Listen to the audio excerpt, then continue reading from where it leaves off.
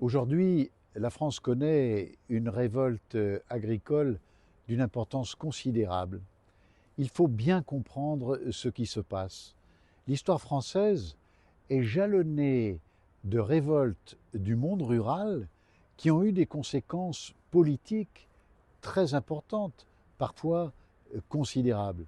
Le gouvernement a tout intérêt à ne pas prendre à la légère ce qui se passe aujourd'hui sur nos routes, nos autoroutes et dans nos villes.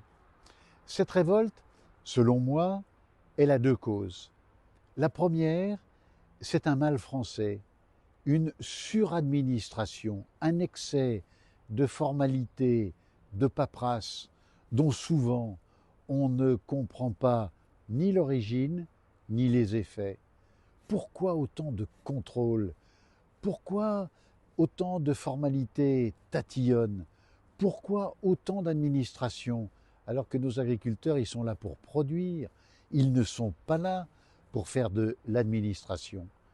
Je propose que sans tarder, le gouvernement mette en place l'outil de destruction des normes inutiles que tous les gouvernements de la Ve République se sont engagés à mettre en place et qui n'ont jamais vu le jour.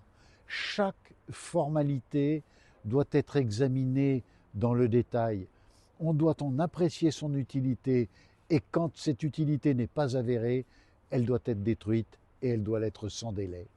Et puis, le deuxième sujet, c'est l'exposition de nos agriculteurs à une concurrence internationale qui résulte notamment de la construction du marché européen.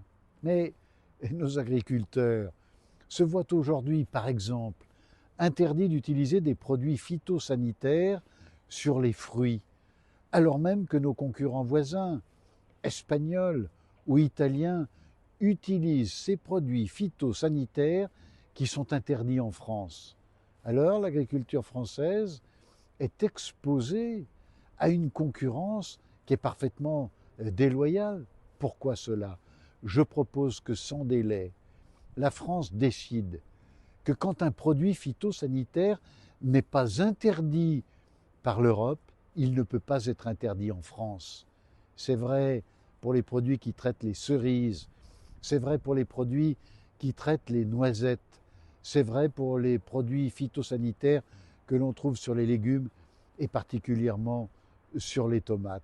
Et que la France, s'il le faut, si ces produits sont avérés nocifs, agisse au plan européen, mais qu'elle n'expose pas nos agriculteurs français à une concurrence parfaitement déloyale. Voilà deux propositions qui me semblent frapper au coin du bon sens et que le gouvernement devrait étudier sans délai parce que l'exaspération du monde agricole est très révélatrice d'un très profond mal français.